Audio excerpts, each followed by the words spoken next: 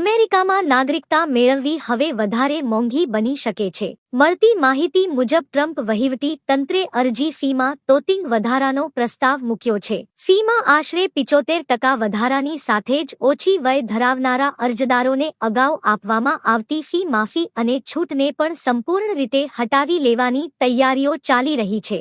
અમેરિકાના ગૃહ સુરક્ષા વિભાગના આ પગલાંથી વિશેષ રીતે ભારતીય મૂળના ગ્રીન કાર્ડ ધારકોને અસર પહોંચશે. અમેરિકાના સિટીઝનશીપ એન્ડ ઇમિગ્રેશન સર્વિસીસ દ્વારા પ્રસ્તાવિત નિયમ અનુસાર ફોર્મ N-400ની ફી $760 વધારીને $1,330 અને ઓનલાઈન અરજી માટે $710 વધારીને $1,280 કરવામાં આવશે. એટલું જ નહીં, નાગરિકતા અસ્વીકૃતિની સમીક્ષા માટે દાખલ કરવામાં આવતા ફોર્મ N-336ની ફી પણ $830 વધારીને $1,475 કરવાનો પ્રસ્તાવ છે, જે આશરે 78% વધારો સૂચવે છે.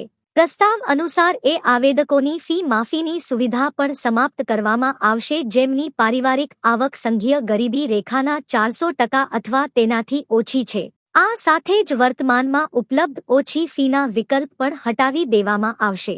જો કે અમેરિકાની સેનાના સભ્યોને આ છૂટ હજુ પણ મળતી રહેશે. પ્રસ્તાવમાં સ્પષ્ટ જણાવવામાં આવ્યું હતું કે DHS માને છે કે અન્ય ઇમિગ્રેશન સેવાઓની કિંમત પર નાગરિકતા અરજીઓ પર ઓછી ફી રાખવી જોઈએ નહીં.